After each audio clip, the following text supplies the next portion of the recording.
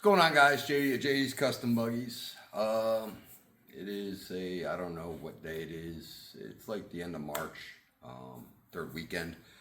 We are leaving this coming week on the 26th to head up to Tennessee. And I'm trying to get things done in the shop. Race season's busting loose, and motors and this and that. And we just did the last video, or one of the last videos, was on the new number 30 carbide. We got a new racer this year, so exciting. Sorry I'm not going to be here to participate for the most part, but trying to make sure all the guys are in shape to run. So a couple weeks ago, long story short, I had a gentleman in Stark, Florida, which is about 4 hours north of here. He's got a Kandi with the QML motor, so he'd give me a call. We sent him some CVT parts and a slide carb kit and an exhaust. And the exhausts are tricky, so I had to take a bunch of pictures there because the swing arms really, everything about the Kandi just seems to be, for the most part, difficult. Difficult to work with, difficult to, just different enough from every other buggy that front end parts are hard to come by or hard to track down, and motor's different, swing arms different, everything's different. Brake pedal, gas pedal. So that being said, hooked him up with some parts, got a slide carb kit, got his exhaust done, and he was trying to get it running, and was messaging me on Facebook, and we were texting and whatnot, and then we talked a couple times on the phone, and his main problem the complaint was that the plug, the pictures that he was showing me looked really lean, and it wouldn't get out of its own way. And it was a stock motor. Thought I sent him the proper jets, which is usually with the Mikuni on a stock motor and exhaust and air filter. Anywhere between 210 to 260 should get you where you need to be on a stock motor. But he's running the 260 and he showed me a lean plug. And I'm like, all right, man, I don't know. We tried to diagnose it over the phone. Thought maybe it was a vacuum leak, this, that. But it was idling fine. But when he stepped on the gas, he said it was just like it was under load. Wasn't necessarily breaking up, just RPMs weren't going nowhere. So after trying everything and throwing a bunch of noodles on the wall to see what would stick, we couldn't figure it out. And he's like, you know what, I might just make the trip and come see you. And I'm like, yeah, that's fine. And I had a light week this week, so I thought. And so he brought it down on Wednesday. Today is Saturday. And left it, and I backwards engineered all the new parts he put on, and asked him a bunch of questions. And one of the things that he said was that it was slowing down before he brought it in. Like, it seemed to be getting slower and slower. I think they had to push it home. The kids were riding it, and he had to push it home. So in the meantime, I checked everything that he did that I had sold him. I took the CVT apart, put it back together. He did it he bought sliders, so I wanted to check the slide weights to make sure that they were in the variator correct. He did it all correct. He said the videos on the channel helped him a lot. Slide carb kit was installed correctly. I tried different jets in it, tried a different carb on it just to be sure. He ended up going out to lunch with a friend of his that he had brought with him. So it left me, a couple hours to try and figure it out. And I tried everything. Could not figure it out. I adjusted the valves. They were a little bit on the tight side. But again, everything. I even disconnected the belt and the variator just to see if the motor by itself with no load whatsoever would pull. And it was like somebody chained a buggy to the ground and you step on the gas, it would just fall on its face. So we were about to put it all together. At this point, I'm like, I don't know what it is except something in the motor. Now, I rolled it over by hand with the fan, and she rolled over really easy. So I thought maybe it had no compression, but then when we put a compression tester on it, opened the throttle open, and she blew 170. So 170 pounds is a pretty healthy motor. So right before we started putting it back together, I said the only thing I can look at without pulling this motor out is the cam. So we pulled the cam out, and lo and behold, I'm going to show you guys this thing. That's the cam I pulled out of the motor. So that's your intake lobe. That's your exhaust lobe. It's almost perfectly round. All right, there it is. That's what's left of his lobe right there. So, eureka, we found it. So I went and grabbed the cam, slapped an A12 in there. Just as we were bolting the valve cover back on, I checked the valve lash. Bolted the valve cover back on. He just walks up. He goes, "Did you find it?" I said, "We're about to find out." Turn the key. She fires up. I step on the gas and she revs to high heaven. So I'm like, all right, perfect. I guess I'll take it for a test drive real quick. So I take it up the road, and it's about a quarter-mile run to the end of the street. I turn around. I give it the beans coming back, and about 10 feet from the driveway, motor lets go. And I knew it let go because it just shut off, and I could hear the cam chain slapping around in there.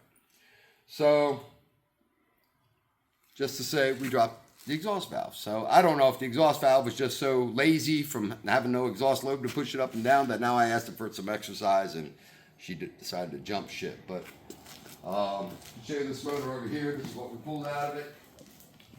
And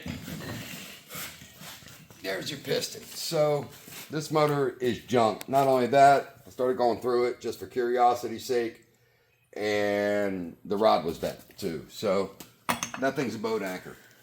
So we went in and talked about options. Now, I don't have any vendor suppliers that have QMK motors.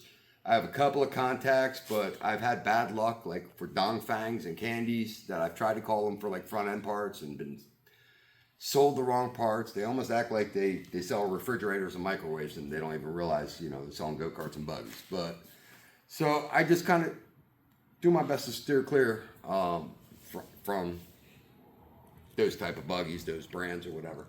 So we talked about maybe transplanting a Trailmaster, reverse motor in there. And that was the only thing I could do. I mean, I couldn't, even if I had a vendor that could ship me a motor that was a direct replacement. I'm leaving Wednesday. The next day he could come up as Monday, and that's it. That's our window. So basically that left me with Friday, Saturday, Sunday to try and come up with something. We're on Saturday, and we got the job done. So the first thing that we tried to do is I was thinking, because I had another customer that I sold a Trailmaster to for a Kandi in Tennessee, but he had a different swing arm. And now, thinking backwards, that was how he made his work. Unfortunately, this is the swing arm that came in this buggy here, where these 4 bolts come out and the whole thing lifts up. But it's an odd shape. The other style that they have 2 posts coming up from the swing arm, and then this bolts to one of those legs, and then the back half comes off. So it's a little bit different. But the way it's situated on a swing arm, when we try to put this motor in there, there was no hope of the chain and the axle lining up. So I thought about maybe just swapping the axle on this. The original thought was, okay, we'll cut off the original mounting plate and redrill the hole for the mount. But again, the alignment was off between the engine sprocket and the axle sprocket. So I sat there and we thought about it, and we scratched our heads. Thought maybe, okay, well, I screwed up the swing arm. The motor's toast. I can't replace it. I can't get another one. What can we do? So we kind of took a tape measure out and measured up some hammerheads and Trailmasters that we have in the boneyard that are sitting out there. The mounts for the swing arms look pretty close. So, all right, well, if we, it's a slippery slope. Motor to the swing arm, to the swing arm, to the axle. Wasn't sure if this axle would work out of the Kandi. We actually took the axle out and compared it with the Trailmaster axle, and no, they're completely different. The bearings and the spacing for the sprocket's different. So basically, swing arm, axle, motor. So we took our measurements and decided to go ahead and try it. So what we have now is what I guess I'm going to call a hybrid, and where the term comes from, or at least we had a Suzuki LTR 450 chassis that had a Honda 250 motor. A lot of GNCC woods racing guys with quads will put, for younger kids and whatnot, will put smaller motors in, from one bike into a frame of a quad that it wasn't intended for. So therefore you have to do a bunch of customizing. There's some kits out there. So we actually worked on one to mount a gas tank on one this week. So This is going to be my buggy hybrid. So what we have going on, and I'll give you a quick look at this.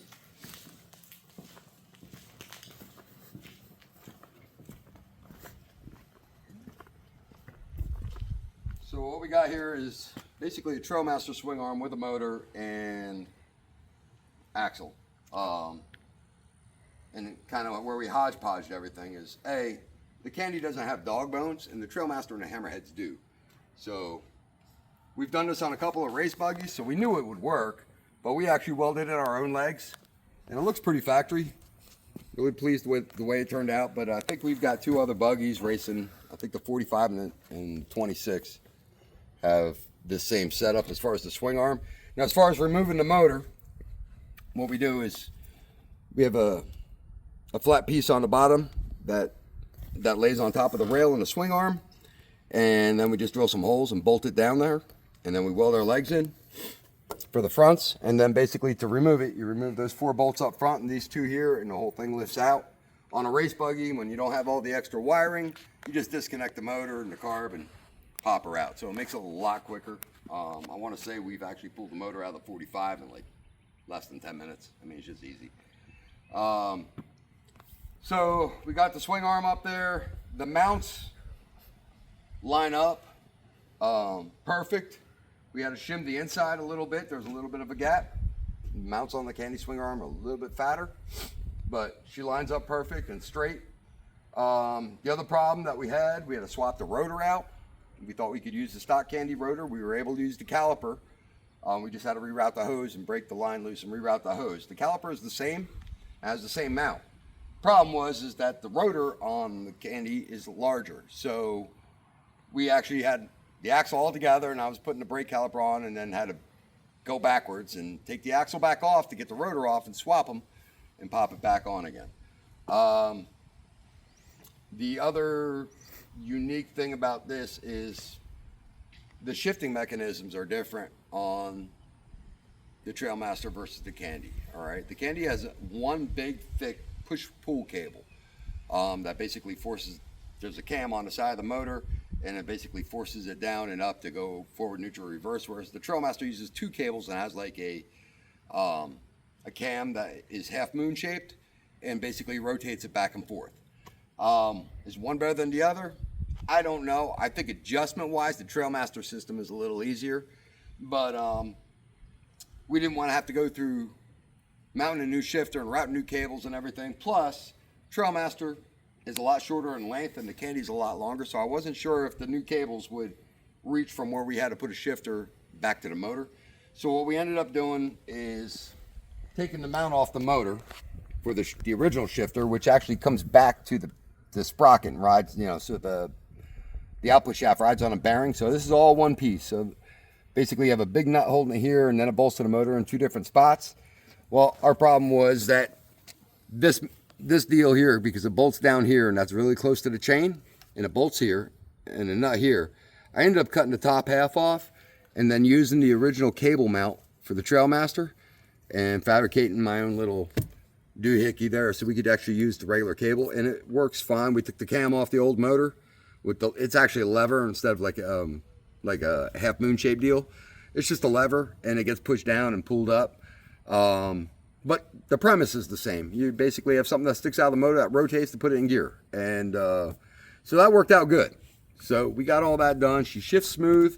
The only thing is there was a shift indicator. This motor didn't have a shift indicator, so the little indicator light is gone. And what I noticed was the original motor would go from neutral to reverse fine. Gave us a hard time going into to drive. It took me a couple tries to get it to go into drive. Not necessarily because of the cable adjustment. It just felt like I had to push. Well, it could have been, but the lever, I had to push it harder. Like I had to push it, like I had to so hard down, it felt like it was going to break, and she still wasn't going into gear. What I noticed with this system here is that I have to cycle. So when I go from neutral to reverse, and then want to go to drive, what I'll have to do is basically cycle to neutral and feel the click in the gear lever, and then basically shift it again. So you can't just go one smooth motion or like slam it from reverse to drive, which you pretty much don't want to do anyway. I'm not a big fan of this. Like I said, Kandi does everything different. I'm not a big fan of this one cable deal. It seems like the Trailmaster is a little bit easier to adjust and a little bit easier to manage. That's just me. What's nice about it and the benefits of this, now he's got a motor that he can find parts. This is an A-case motor. It's sold by a Trailmaster, Hammerhead.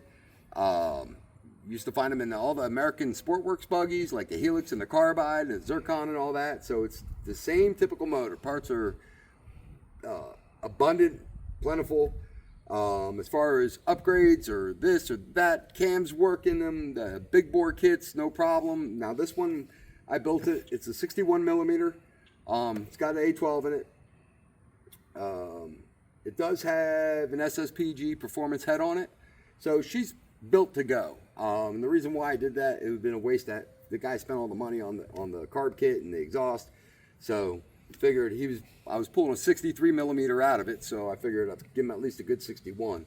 But this motor's a lot more crisp than obviously the first one was, even after we put the cam in. I mean, when it ran good, but this motor pulls a lot better. I just took it for a couple of really smooth, I'm still in a break-in stage, so I just took it up and down the road. I really didn't give it full throttle, but just getting on the gas, she pulls real healthy. The other thing we had to do is, and these are just takeoff shocks that we had laying around, they just happen to be the right length. But we did have to change the shock length. It seems that the stock Kandi shock and where the mounts were, but the stock Kandi shock was the same length as like the stock Trailmaster shock and the stock Carbide shock. So we needed something a little longer, and I've got a cabinet full of old takeoff parts and stuff, and we just happen to have these shocks laying around. So they fit the bill. Not only that, is when we took the old shocks off, all the bushings come out of them. So this kind of worked out in two ways, because A, bushings in the other ones were shot even if they had been the right length, and B, these are the right length. So it looks real good. It looks factory. Real pleased with it. He should be picking it up Monday. So I'm just glad to have it out of the way, because I did not anticipate him having to do all this. But now that I did, it was a good learning experience. I learned what a wiped out cam lobe runs like, because I thought it would be more of a breakup type deal. I didn't think that the thing would idle smooth and then fall on its face when you hit the gas. So I was kind of thinking maybe it was a bad CDI, but that's not the case. And a bad CDI usually does break up. So I learned something there. I learned something here. I would say if you're ever in the same predicament where you got to swap your motor and it might be a little more of an investment than you want to do, and obviously you can contact us and we can help you out. But in the long run, in my eyes, this just became like a viable buggy. Like, just because it's easier to work on, the swing arm setup's better, the motor easier to work on, you can get parts for it and the whole thing. So I think as far as Kandis go, this is the way to go. But again, swing arm, motor, axle, brake rotor. So I mean, it's a little bit of an investment, but if you're stuck and you got to dump some money in the thing, I think you'd be better off to go this route. So that's it for now. If you need parts, go to gotbuggies.com. If you like what you see, hit the like button. If you haven't already, subscribe. If you have any questions, leave them in the comment section. Until next time, JD's out.